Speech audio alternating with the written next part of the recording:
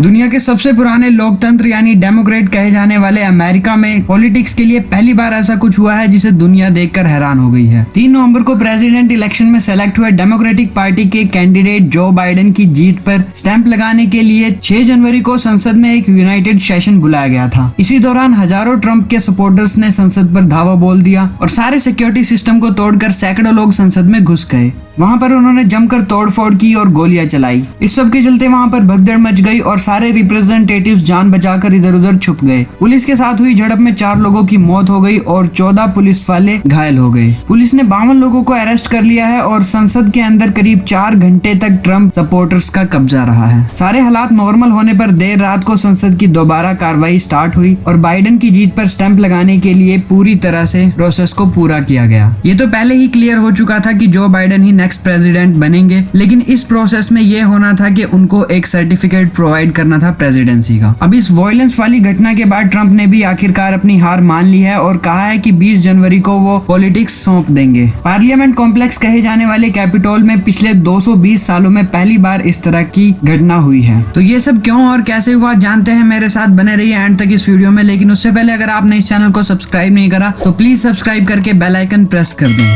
So let's start.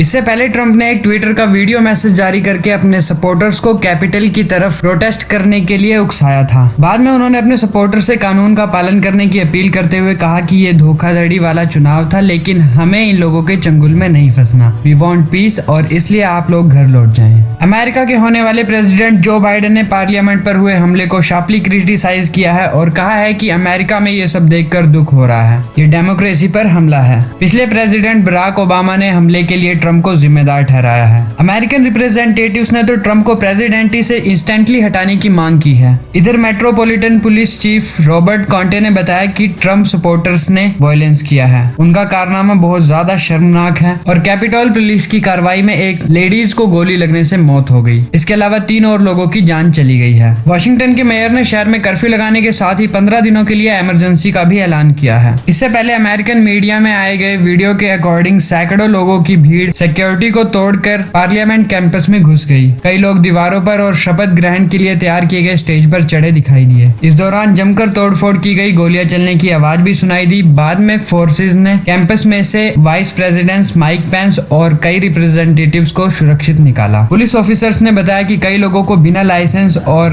हथियारों के साथ पकड़ा गया। 2 पाइप बॉम्ब भी बरामद किए गए हैं। इधर FBI ने वायलेंस में शामिल लोगों की पहचान के लिए लोगों से मदद मांगी है। इन सब वायलेंस के कारण जो मीटिंग चल रही थी जो बाइडेन को सर्टिफिकेट देने के लिए प्रेसिडेंसी का, वो नहीं हो पाई। अगर वो सेशन ना होता तो फिर ट्रंप के पास ये पावर आ जाती कि वो मिलिट्री शासन लागू कर देते और इलेक्शन दोबारा से होने की उम्मीदें बढ़ सकती थी। या फिर एक काम ये भी हो सकता था कि जो चेयरमैन है वो प्रेसिडेंट बन जाए ऐसे हालात में। लेकिन ऐसा कुछ नहीं हुआ। जैसे ही हालात नॉर्मल हुए, देर रात में दोबारा से पार्लियामेंट का सेशन हुआ, कार्रवाई स्टार्ट हुई और अमेरिकन डेमोक्रेसी के अकॉर्डिंग बाइडेन की जीत पर स्टैंप लगाई गई और उन्हें सर्टिफिकेट दिया गया। 20 जनवरी को अमेरिका के 46 प्रेसिडेंट के तौर पर जो बाइडेन शपथ लेंगे और उनके साथ ही वाइस प्रेसिडेंट कमला हैरिस भी शपथ लेंगी। So this is the report guys. I hope you like the video. If you like, hit like button, please share the information and if you have any suggestion please comment down below and don't forget to subscribe us. Thanks for watching. See you in the next one.